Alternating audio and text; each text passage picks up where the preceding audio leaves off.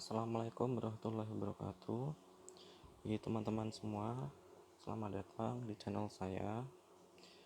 Sebelumnya saya perkenalan diri dulu. Saya adalah Wayako Prabowo, selaku mahasiswa di Fakultas Kedokteran Universitas Negeri Jember. Pada video kali ini saya akan menjelaskan tentang beberapa jenis infeksi yang biasa terjadi pada payudara, yaitu mastitis dan juga abses payudara.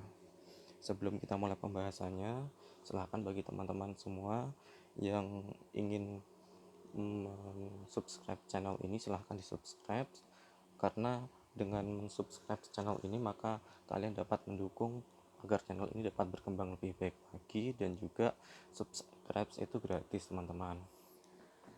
Baik, saya akan memulai penjelasannya yang terlebih dahulu. Yang pertama itu adalah mastitis. Mastitis itu merupakan sebuah infeksi dari jaringan payudara yang biasa terjadi pada saat ibu sedang menyusui. Nah, infeksi itu biasa terjadi pada puting payudara dikarenakan pada saat ibu sedang menyusui itu duktus atau saluran di payudara itu sedang terbuka, maka dapat dengan mudah bakteri menginfeksi jaringan tersebut sehingga dapat terjadi mastitis. Nah, bakteri-bakteri yang biasa terjadi yang menginfeksi jaringan payudara tersebut antara lain seperti Staphylococcus aureus dan Streptococcus hemolyticus dan Streptococcus beta dan alpha. Nah, manifestasi dari mastitis ini biasanya itu terjadi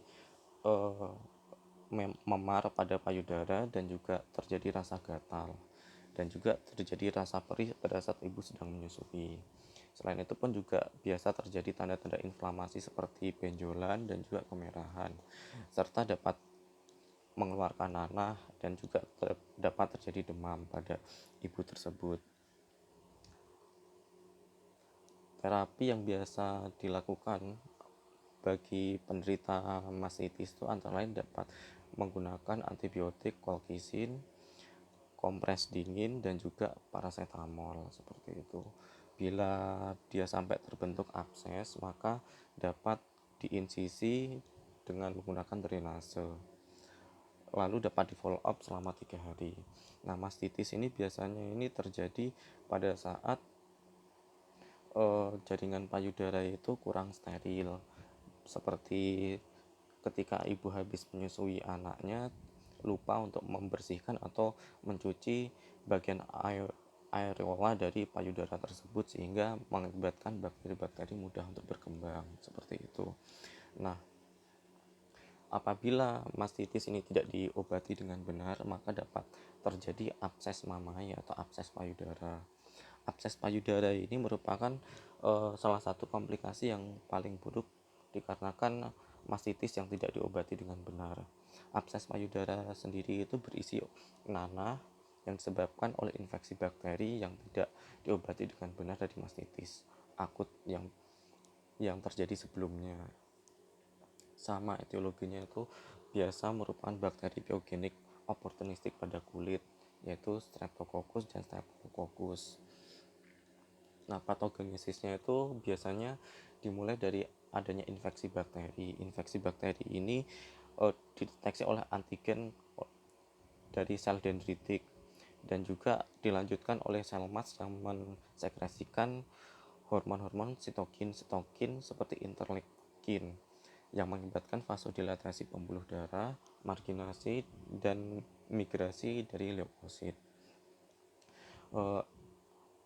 Leukosit berupa eosinofil dan juga makrofag tersebut pada akhirnya akan memfagosit bakteri-bakteri yang sudah menginfeksi jaringan dan membentuk kapsul selubung untuk melokalisasi jaringan tersebut agar infeksi tidak terus menyebar.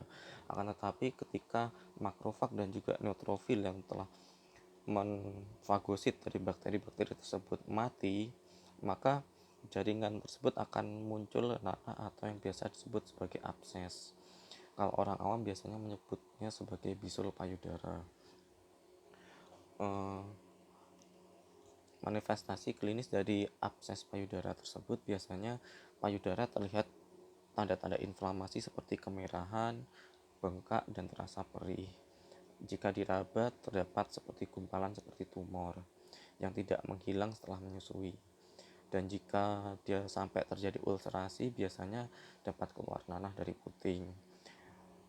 Selain itu pun juga seorang ibu akan merasa semakin nyeri ketika dia menyusui anaknya, dan apabila gejalanya terus tidak diobati maka dapat terjadi demam selama kurang lebih 3 hari.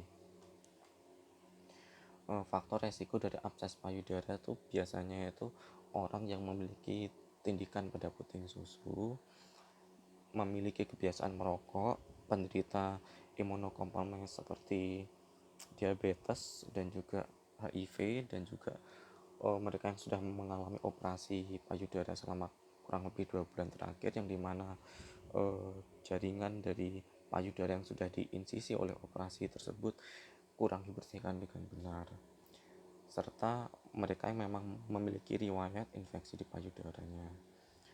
Dan juga yang terakhir itu seperti lansia atau orang-orang yang sudah tua di mana imunnya sudah turun. Untuk terapinya sendiri, biasanya kalau untuk ibu yang sedang menyusui itu menggunakan obat Sepalik yang dikonsumsi kurang lebih 10-14 hari dengan dosis 500 mg.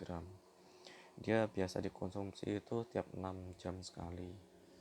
Kalau yang untuk ibu yang tidak menyusui, biasa menggunakan clindamycin 300 mg yang diminum setiap 6 jam sekali, atau amoxicillin juga bisa dengan dosis 500 mg yang diminum 3 kali sehari.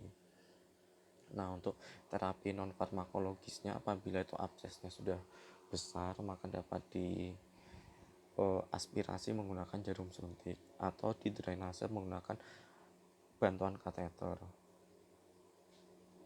Kalau dapat dicurigai keganasan, maka dapat digunakan pemeriksaan biopsi untuk melihat akankah abses ini dapat berubah menjadi kanker atau tidak.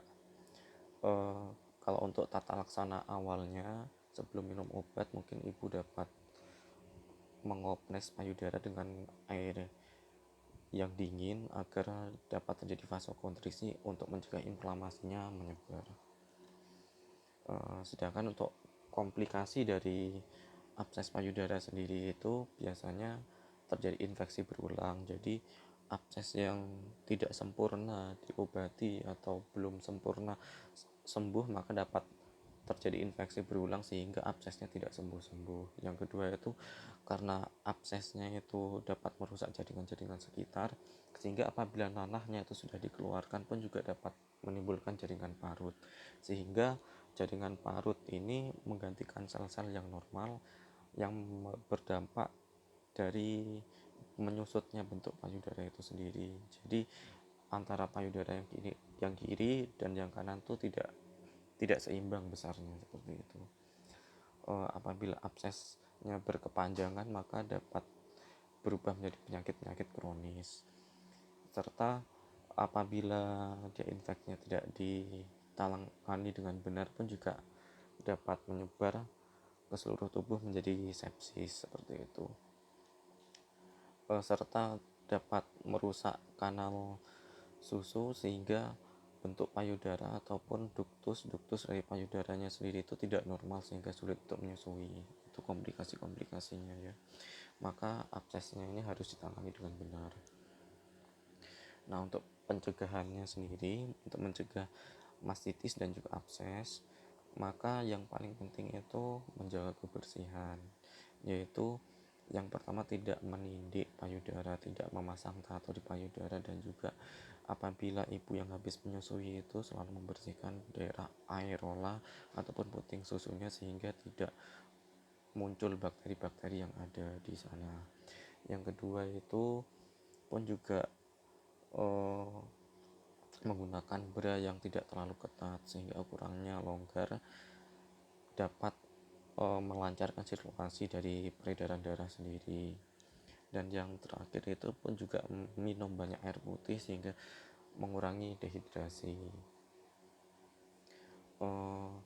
Atau dapat digunakan juga menggunakan krim atau obat oles di puting susu apabila sudah terjadi tanda-tanda iritasi.